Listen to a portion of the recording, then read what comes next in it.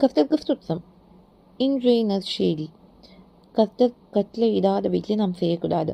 லேவியராகமம் 10வது அதிகாரம் 1வது வசனத்திலிருந்து 3வது வசனம் வரைக்கும் பார்த்தீங்கன்னா, ஆரோனின் குமாரர் 4 பேர், அதில் நாதாபும் அபியும் என்ன பண்ணுறாங்கன்னா தூப கலசத்தை எடுத்து வராங்க. ஆனால் அதில் கர்த்தர் கட்டளையிடாத அந்நிய அக்கினியை போட்டு கொண்டு வராங்க கர்த்தருடைய சன்னதியில். உடனே என்னாச்சு, அக்கினி கர்த்தருடைய சன்னதியிலேருந்து புறப்பட்டு அவர்களை பச்சிட்டதுன்னு இருக்கு. அவங்க கர்த்தருடைய சன்னதியில் செத்து போனாங்க.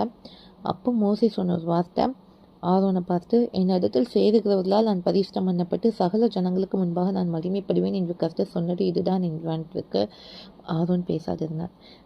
கர்த்தர் கட்டளையிடாத ஒரு அந்நிய அக்கினியை அவர்களை பரிசுத்த ஸ்தலத்தில் கொண்டு வந்தோடனே அவங்க 2 பேரும் தேவனத்துலேருந்து வந்த அக்கினியினால் என்ன பண்ணாங்க, அதாவது தேவ சன்னதியில் வந்த அக்கினியினால் இறந்து போனாங்க. இன்றைக்கும் நம்மளுக்கு இந்த பயம் வேணும். கர்த்தர் கட்டளையிடாத காரியங்களை நாம் ஆலயத்துலையும் செய்யக்கூடாது, நம்ம குடும்பத்துலையும் செய்யக்கூடாது. இன்றைக்கி இது ஒரு எச்சரிப்பாக மாற்றம் இல்லை, நம்ம மனம் திரும்புறதுக்கும் கர்த்தர் பேசுகிறார். அவர் பரிசுத்தம் பண்ணுகிற தேவன், அவர் பரிசுத்த தேவன். அவர்கள் பிள்ளைகளாகிய நாமும் பரிசுத்தமை வாழ கற்றுக்கொள்ளணும். கர்த்தர் கட்டளையிடாதவர்களே நம்ம செய்யாதபடிக்கு ஜாக்கிரதையாக இருக்கணும்.